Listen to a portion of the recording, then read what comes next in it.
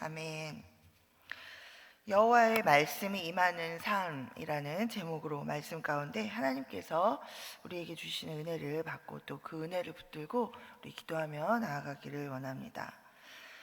열왕기상 1장에서 16장까지는 분열된 이스라엘 나라의 그 왕들의 이야기였습니다. 오늘 17장부터 이제 22장까지는 이스라엘 역사상 가장 악한 왕으로 알려져 있는 아합 왕의 시대, 우상 숭배가 극에 달하고 영적으로 가장 어두웠던 그런 시대의 이야기가 이제 이어집니다. 16장의 기록에 따르면 아합 왕은 이전의 모든 사람보다도 하나님 보시기에 더욱 악을 행하였다 했습니다. 여로보암의 죄를 따라서 하나님이 아닌 우상을 숭배하는 것을 오히려 별거 아닌 걸로 가볍게 그렇게 여겼습니다.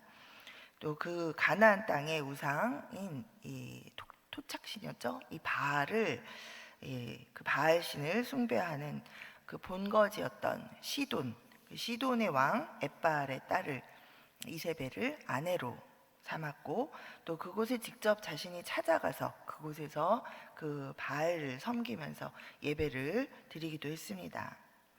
또 사마리아에 바알의 신전을 건축하고 그 안에 바알을 위해서 제단을 쌓았고, 또 아세라상을 이제 만들어서 세웠습니다. 그리고 출애굽 이후 40년 이 광야 시대를 마치고 이제 가나안 땅에 들어와서 처음으로 이제 하나님께서 무너뜨리시고 하나님이 재건축을 금지하셨던 그 여리고성을 베델 사람 히엘을 시켜서 이제 다시 재건축하도록 그렇게 했습니다.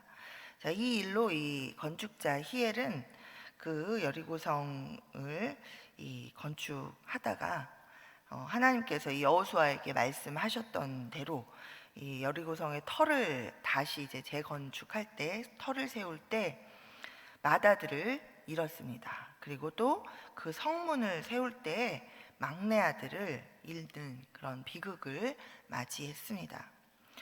이렇게 하나님의 말씀을 전면적으로 무시하는 그런 아합 왕으로 인해서 이 북이스라엘은 온 땅이 이 신앙의 암흑기를 맞이하게 됩니다. 그러나 하나님께서는 이런 악한 아합 왕이라도 회개하고 돌이켜서 하나님께 다시 나아오기를 원하십니다. 에스겔서 18장 23절에 주 여호와의 말씀이니라 내가 어찌 악인이 죽는 것을 조금인들 기뻐하랴 그가 돌이켜 그 길에서 떠나 사는 것을 어찌 기뻐하지 아니하겠느냐라고 이렇게 말씀하고 계신 것처럼 이 하나님께서는 이 아합 왕도 돌이켜서 하나님께로 다시 나아오도록 그렇게 하시는 것이 하나님의 진심이요 또 하나님의 사랑입니다. 하나님은 우상 숭배가 이 만연한 당시의 이 세상 풍조에 이제 휩쓸리지 않고 여호와를 하나님으로 경외하고 살아가는 엘리야라는 사람을 이제 불러서 그런 아합 왕 앞에 세우는 그런 하나님의 일을 감당하게 하십니다. 자, 우리 하나님의 이 살아계심을 날마다 믿고 의지하며 살아가고 있었던 이 엘리야를 하나님께서 이제 부르시고 이제 세우시죠. 자, 오늘 본문 1절 함께 보겠습니다. 길르앗에 우거하는 자 중에 디셉 사람 엘리야가 아합에게 말하되 내가 섬기는 이스라엘의 하나님 여호와께서 살아계심을 두고 맹세하노니 내 말이 없으면 수년 동안 비도 이슬도 있지 아니하리라 하니라. 자, 여기서 보면 성경은 지금 엘리야에 대해서 이 디셉이라는 지역 출신이다. 그리고 또 하나님의 부르심을 받을 당시에 길르앗 지역에 살고 있던 사람이다라고 이렇게 간단하게 소개를 하고 있습니다.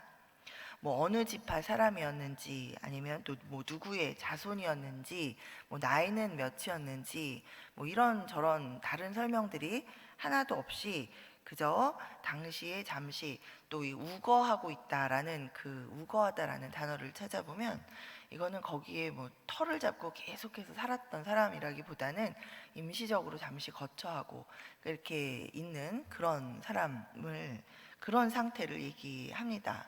그런데 어쨌든 이렇게 간단하게 이제 설명을 하고 있을 뿐입니다. 신약 성경의 야고보서에 보면 이 야고보서를 기록한 저자는 엘리야는 우리와 성정이 같은 사람이었다라고 또 이렇게 기록하고 있습니다. 자, 이걸 볼 때 하나님께서 엘리야가 워낙 특출나고 하나님을 워낙 다른 사람보다도 더 열심히 섬겼거나 아니면 특별히 그가 했던 일들이 뭔가 하나님 앞에 뭔가 대단한 업적들이 있어서, 아니면 또 그 집안 대대로 하나님을 우리 요새로 말하면 모태 신앙이어서 몇 대째 내려오는 가문이어서 특별하게 하나님을 섬기는 이런저런 여러 가지 그런 이유가 있어서 이 엘리야를 부르신 것이 아니라라는 거죠. 하나님께서는 특별한 사람, 뛰어난 사람, 준비된 사람 이런 사람을 부르시는 것이 아닙니다. 그저 평범한 사람, 연약한 가운데 있는 사람, 준비되지 못한 사람, 그냥 우리 모두와 같이 평범한 그런 사람을 언제든지 하나님께서는 하나님의 뜻 가운데 부르십니다. 그리고 그런 하나님의 부르심에 순종하는 사람, 늘 하나님을 경외하면서 평범하지만 하나님과 함께 동행하며 사는 그런 사람들, 그래서 하나님의 부르심을 듣고 부르심에 순종하는 사람을 하나님께서는 빚어주시고 또 다듬어 주시고 굳건하게 세워주시는 가운데 그 사람을 통해 그 사람의 삶을 통해서 하나님 나라의 일을 감당하도록 그렇게 하십니다. 영적으로 타락해서 하나님의 말씀을 소홀히 여기고 듣지도 않던 그런 세상 속에서 이제 하나님의 말씀이 엘리야에게만 임합니다.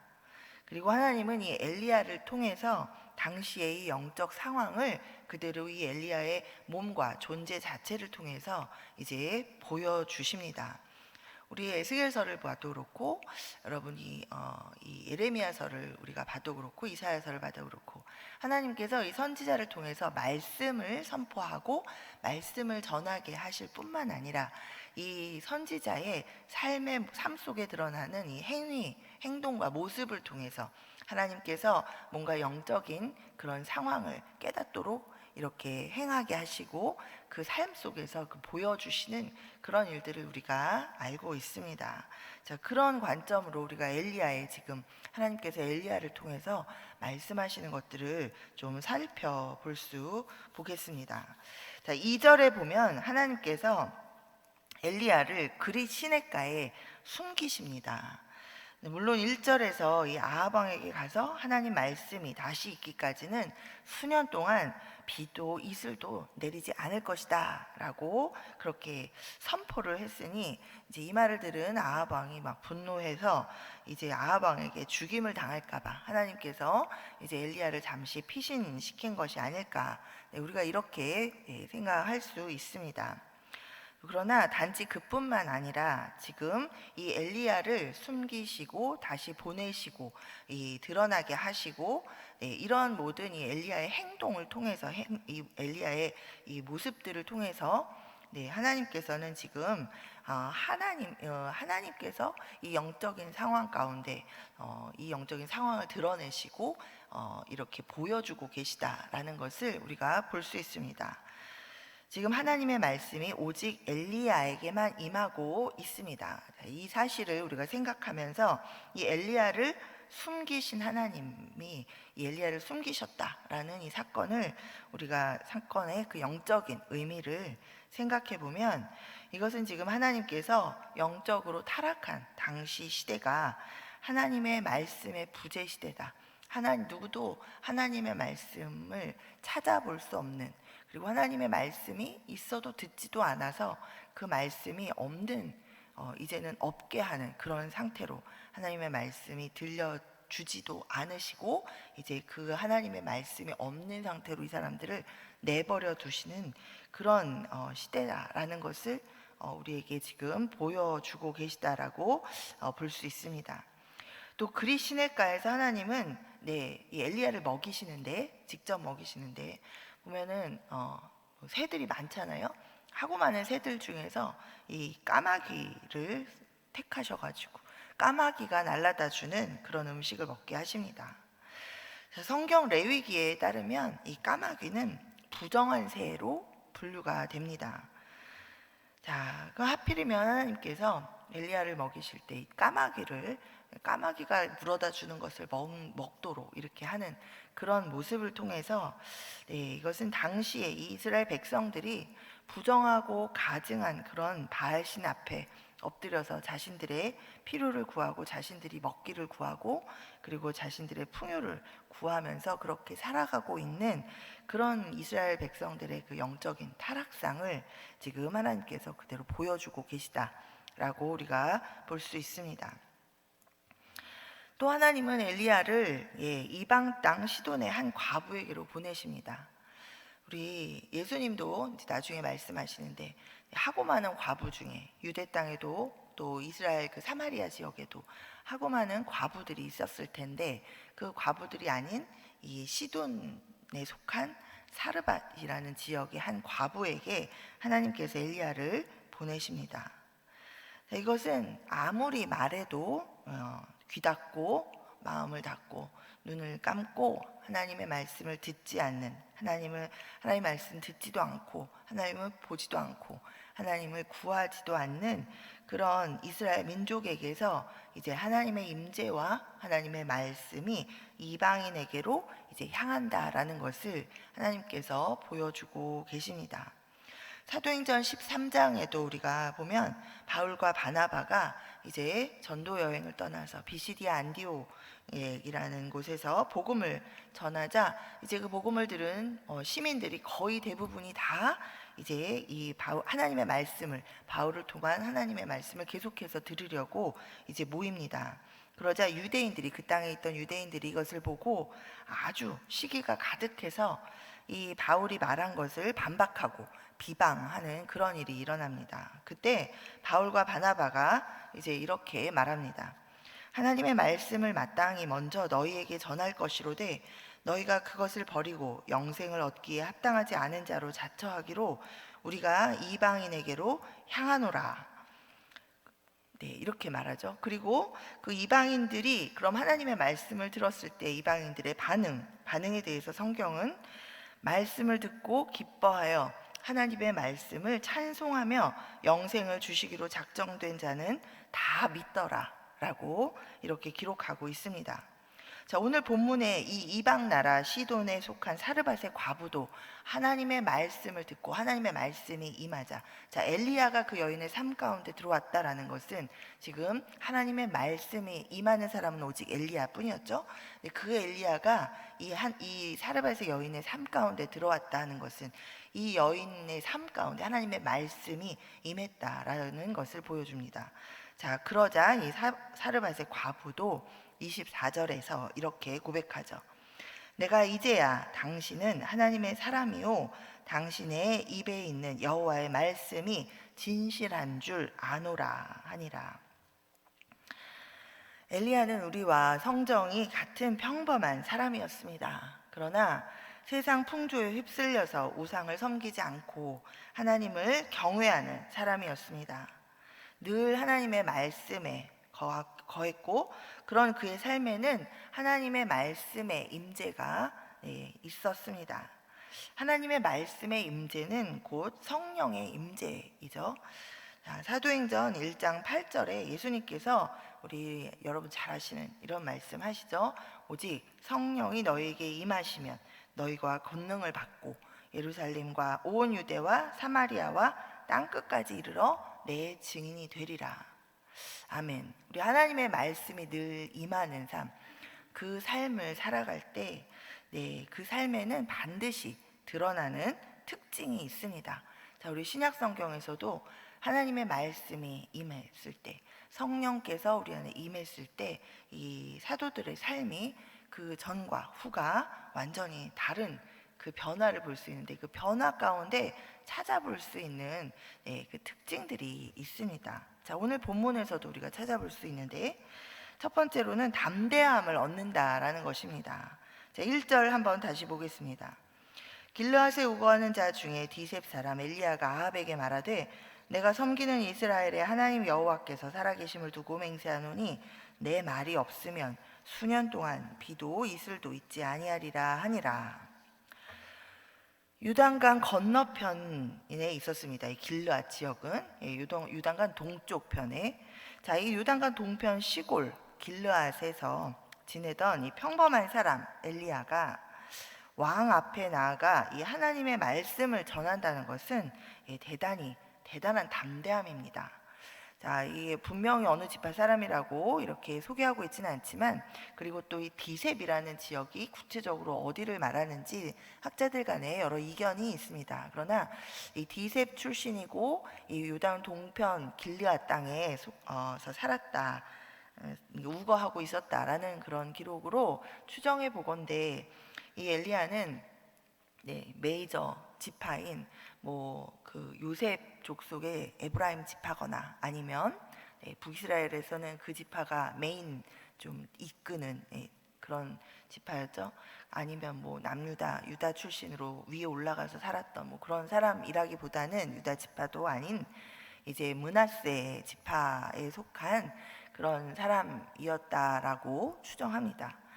이렇게 별로 하나님의 12지파 안에 속하지만 그래도 그다지 그렇게 이런 권력의 중심에 가까운 어떤 그런 지파 사람도 아니고, 지금 지내고 있는 곳도 지금 이 북이스라엘의 주요 수도가 있고 또 그런 곳은 어때요? 사마리아 지역인데, 지금 그 사마리아 지역 건너편, 요단강 건너편인 동편에 거하고 있던 그런 사람이었죠. 이런 평범한 엘리야가 이제 하나님의 말씀, 하나님이 전하라고 한다고 해서 그 말씀을 가지고 왕 앞에 나아가서 이렇게 전한다는 건 대단한 담대함입니다. 그것도 그 왕이 보통 왕도 아니고 지금 하나님을 완전히 등지고 우상신인 바알을 지금 열심으로 섬기고 있는 그런 왕 앞에 가서 이제 하나님 말씀을 전하는 거죠. 그것도 다른 이제 돌아오라 이런 권면도 아니고, 수년 동안 이제 비도 이슬도 이 땅에 안 내릴 거다라는 그런 선언적인 말을 한다라는 것은 아주 대단한 담대함입니다. 바알은 가나안 지역의 토속신으로 태양신이자 폭풍을 몰고 오는 신, 그리고 또 농업을 관장하는 풍요의 신으로 그 땅에 그 토착민들로부터 이렇게 믿어졌던 그런 이제 신입니다.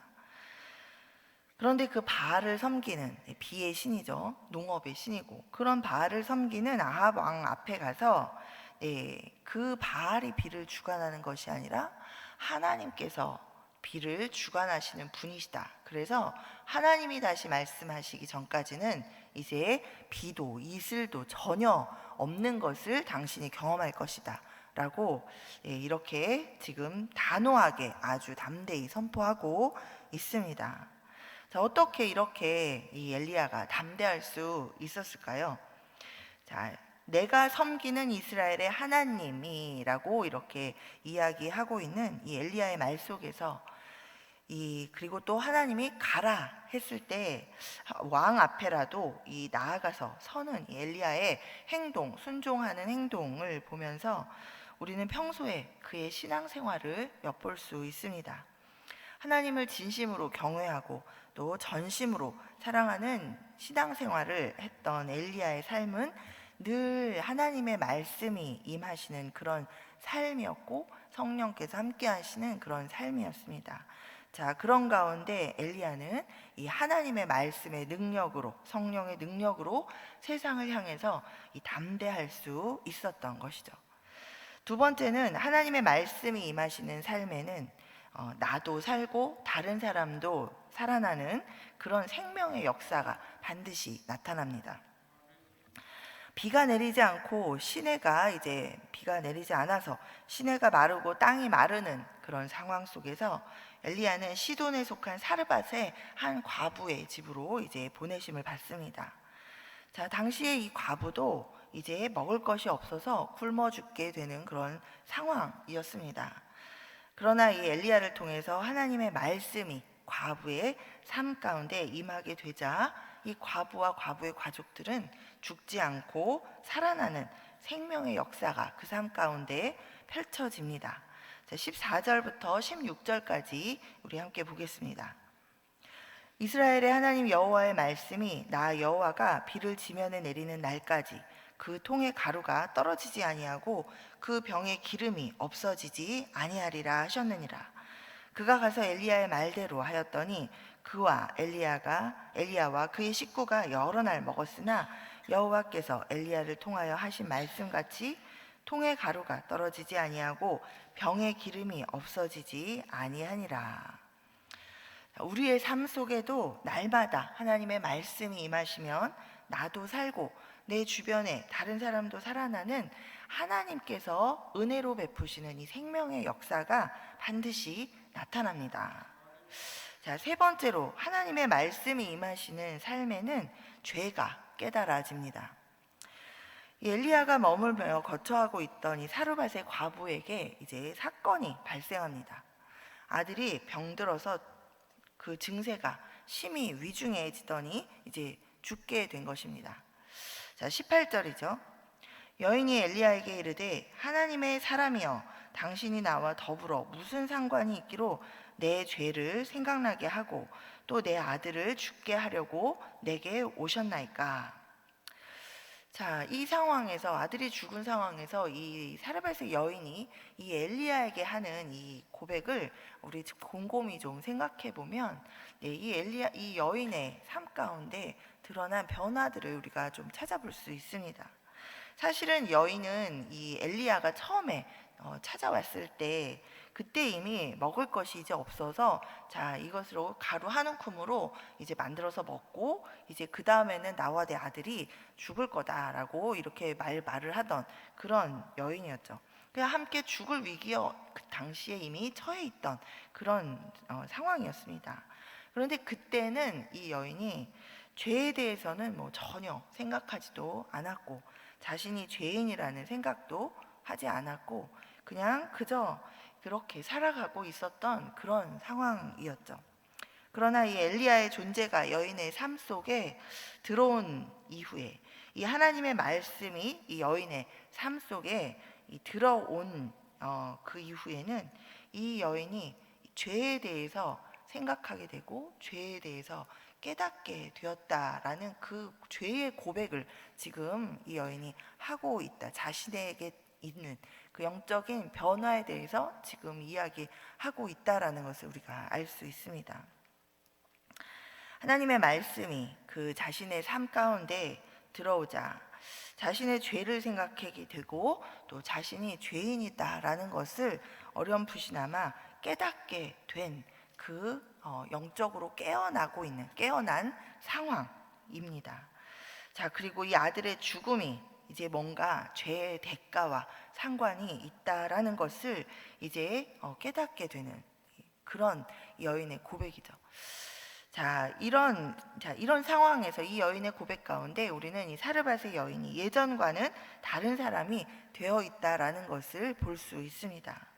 전에는 죄가 죄인지도 모르고 자신이 죄 가운데 죄로 인해서 죽어가고 있다라는 것도 알지 못하는 그런 영적인 무지 상태에 있다가 이제는 이 하나님의 말씀이 임하는 그런 삶 가운데 살다 보니 이제 죄가 생각이 나고 자신의 죄를 생각하게 되고 이 죄의 대가가 사망이구나라는 것에 대해서 깨닫는 그런 영적으로 깨어나는 그런 상태로 변화되어 있습니다. 하나님의 말씀이 임하시는 삶에는 반드시 죄가 깨달아지는 은혜가 있습니다. 우리가 죄가 깨달아질 때 우리는 하나님 앞에 나아가서 죄를 고백할 수 있고 또 하나님 앞에서 죄를 회개할 수 있고 하나님께서 주시는 은혜를 경험할 수 있는 그 길로 들어서게 됩니다. 마지막으로 이 하나님의 말씀이 임하시는 삶에는 끝까지 포기하지 않는 소망의 기도가 반드시 있는 것을 우리가 알 수 있습니다. 사르밧의 과부의 아들의 이 갑작스러운 죽음은 사실 이 엘리야에게도 굉장히 지금 당황스러운 일이었다라는 것을 우리가 알 수 있습니다. 그러나 엘리야는 침착하게 행동합니다. 경솔하게 상황을 단정짓지 않고 또 경솔하게 하나님을 향해서 이것이 어찌 된 일입니까? 막 그 사르밧의 여인 앞에서 막 이렇게 원망하면서 뭐 그러지 않죠. 자, 엘리야는 사르밧의 과부에게 이 자기를 이제 하나님이 보내셔서 여기 온 거잖아요. 네, 그럼 그때 바로 하나님께서 자기에게 하셨던 그 말씀을 기억합니다. 14절에 하나님이 이렇게 말씀하셨죠. 이스라엘의 하나님 여호와의 말씀이 나 여호와가 비를 지면에 내리는 날까지 그 통의 가루가 떨어지지 아니하고 그 병의 기름이 없어지지 아니하리라 하셨느니라. 하나님께서는 이미 굶어 죽게 된 이 이방 여인과 가족을 죽지 않게 살리시겠다라고 약속하셨습니다. 엘리야는 하나님의 약속의 말씀을 믿었죠. 예. 자, 이것이 복음인 것이에요. 하나님께서 살게 하신다라는 거, 하나님은 죽지 않고 살게 하신다라는 복음이죠. 이 복음이 사르밧의 여인, 죽음 가운데 죽을 수밖에 없었던 여인에게 선포되었고, 또 이 엘리야는 하나님이 주신 그 복음을 믿었습니다. 자, 그리고 이 복음을 믿고 이 엘리야는 이 숨이 끊어진, 지금 눈앞에 숨이 끊어져 있는 이 여인의 아들을 끝까지 포기하지 않고 하나님의 말씀이 성취되기를 소망하면서 부르짖어 기도합니다. 19절에서 22절까지 우리 말씀입니다. 엘리야가 그에게 그의 아들을 달라 하여 그를 그 여인의 품에서 받아 안고 자기가 거처하는 다락에 올라가서 자기 침상에 누이고 여호와께 부르짖어 이르되 내 하나님 여호와여, 주께서 또 내가 우거하는 집 과부에게 재앙을 내리사 그 아들이 죽게 하셨나이까 하고 그 아이 위에 몸을 3번 펴서 엎드리고 여호와께 부르짖어 이르되 내 하나님 여호와여, 원하건대 이 아이의 혼으로 그의 몸에 돌아오게 하옵소서 하니 여호와께서 엘리야의 소리를 들으심으로 그 아이의 혼이 몸으로 돌아오고 살아난지라. 아멘.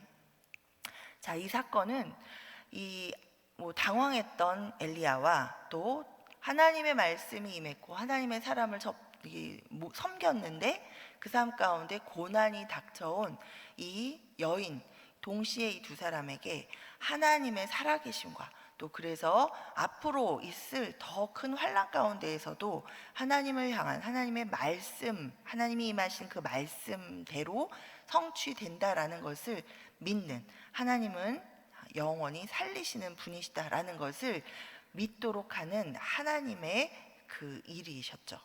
자, 그 하나님의 약속의 말씀을 믿고 소망으로 끝까지 기도할 수 있었던 것은 하나님의 말씀이 임하시는 삶 가운데 나타나는 그러한 성도의 모습입니다.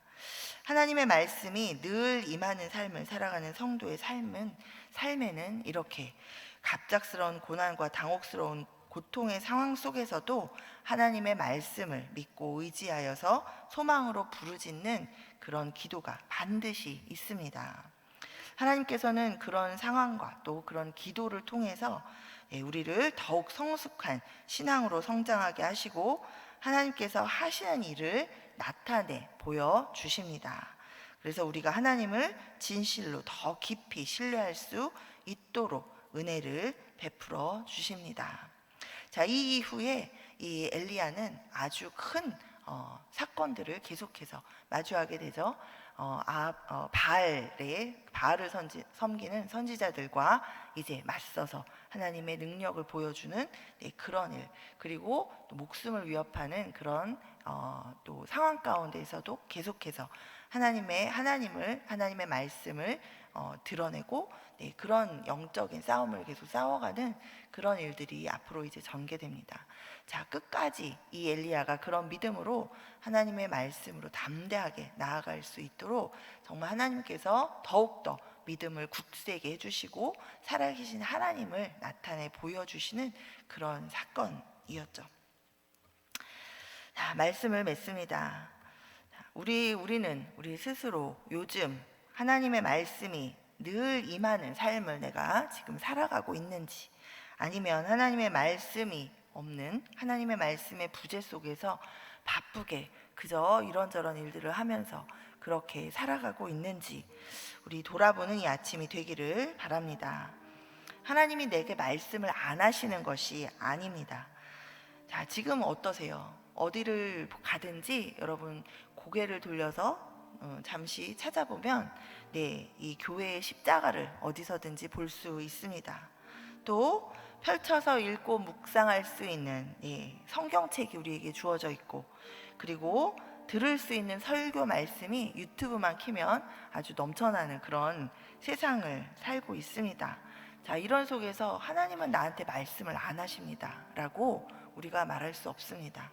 오히려 하나님이 나에게 말씀을 안 하시는 것이 아니라 내가 세상과 세상의 것들을 사랑해서 내 영의 눈이 어두워지고 귀가 둔해지고 그리고 마음이 굳어져서 지금 나에게 말씀하시는 하나님의 말씀을 내가 듣지 않고, 또 내 삶 가운데 지금 임하고 계시는데 그 하나님의 말씀을 내가 소홀히 하고 세상 것을 따라가면서 그 하나님의 말씀을 외면하고 거부하고 있는 것은 아닌지 우리가 돌아봐야 하겠습니다.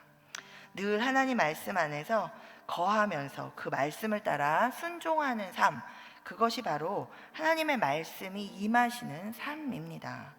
자, 우리의 삶에 하나님의 말씀이 풍성히 임할 때 우리는 어떤 상황 속에서도 담대할 수 있습니다. 나만 사는 것이 아니라 다른 사람도 살리는 그런 생명의 역사를 우리가 우리 삶에서 그런 일이 일어나는 것을 경험할 수 있습니다.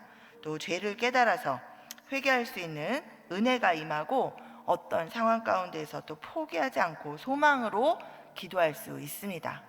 아멘.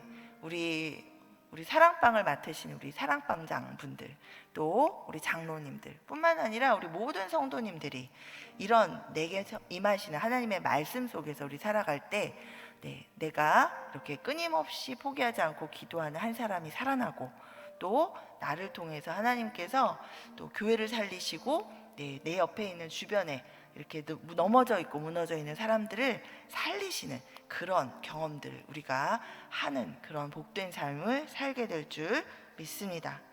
자, 이 은혜의 삶을 날마다 누리시는 그런 성도의 삶 사시기를 간절히 축복해 드립니다.